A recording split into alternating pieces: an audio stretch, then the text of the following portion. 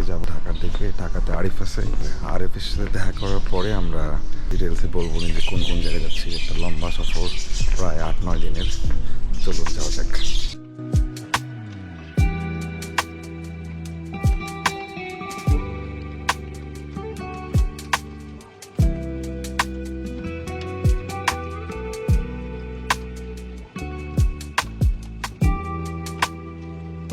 দেখতে দেখতে চলে আসি আমরা ঢাকাতে। তারপর কমলাপুর স্টেশনে নামার পরে চলে যায় একদম আরিফের বাসায়। 2000 years later. দুদিন পর এই ছেলেটা হচ্ছে আরিফ।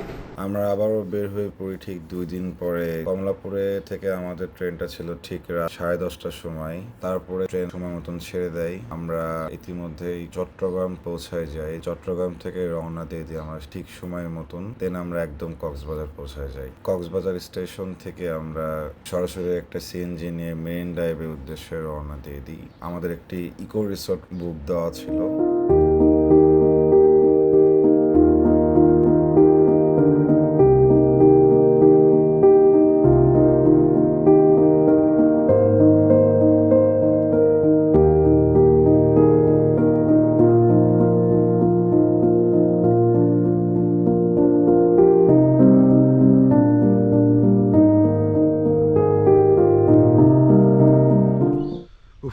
ফাইনালি আমরা এখন কক্সবাজারে, আর এখন বর্তমানে আছি ক্যাম্পিং কক্সে। জায়গাটা অনেক ছিমছাম, শহর অঞ্চল থেকে একটু সাইডের দিকে। মেরিন ড্রাইভ হিমচুরি পাহাড়টা পার হয়েই এই আর 2 কিলো পরে এই জায়গাটা পড়ে। তো আশেপাশের জায়গাটা দেখেন কতটা পরিমাণ নীরব। তো আমরা যে গল্পে ছিলাম, রাজশাহী থেকে শুরু হয়েছিল জার্নিটা, আর এখন পর্যন্ত চলমান আছে। আর এর মধ্যে আমরা ব্যাক টু ব্যাক আর কয়েকটা জায়গায় যাব। তার মধ্যে হচ্ছে প্রথমত রাজশাহী থেকে ঢাকাতে আসলাম, আর ঢাকা থেকে আরও 2 দিন ছিলাম ঢাকাতে। আর কক্সবাজার থেকে যাব চিটাগাংয়ে, হচ্ছে 2 দিন থাকবো। আর 2 দিন থাকার পরে ওখান থেকে আপনার যাব রাঙামাটি।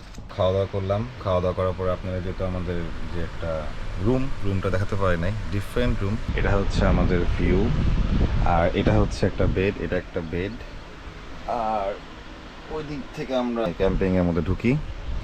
এটাকে ওয়ান কাইন্ড হচ্ছে কুড়ে ঘর বা চিলে কোঠা টাইপের বলে। A few moments later.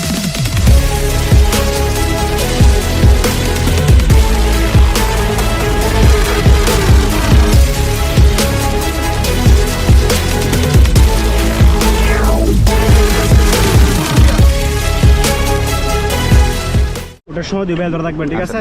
ওটার সময় দুই বেল ধরে থাকবেন। হ্যাঁ, ধরে থাকবেন।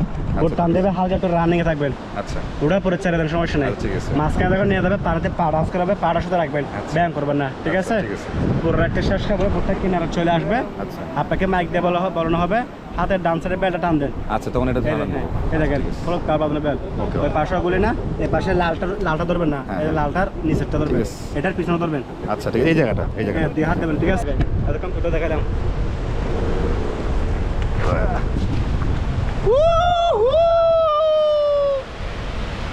অস্টের জাস্ট ভিউ দেখুন, ভিউ।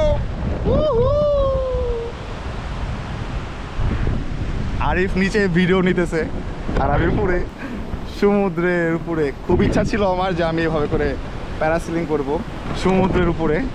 সূর্য অস্ত যাচ্ছে আর আমি ঠিক উপরে।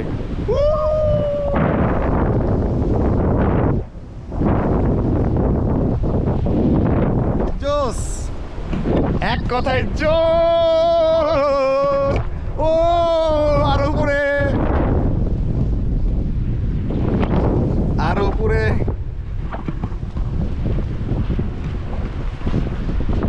ও শিট, জাস্ট ভিউ দেখুন, ভিউ। এবার আমাকে গ্রাউন্ড টাচ করাবে।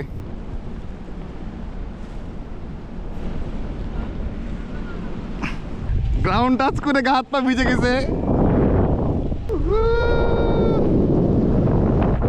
মাত্র ল্যান্ডিং করে নামলাম, ওখানে চুলমেলে অবস্থা খুব খারাপ। আর এখনো শট নিতেছে, আর হচ্ছে অস্থির একটা ভিউ ছিল। আর আমার গোপ্রো এর ব্যাটারি খুব প্রবলেম থাকার কারণে আমি শট নিতে পারি নাই, বাট যতক্ষণ নিছি আপনারা সবাই দেখতে পাবেন। খুবই জোস, খুবই জোস। ঠিক সন্ধ্যা ভাবে আপনারা যখন সমুদ্র পাড়ে যে গর্জনটা শুনবেন না, মানে মনে যদি কোনো খারাপ লাগা থাকে বা কষ্ট থাকে, সেটা দূর হয়ে যাবে।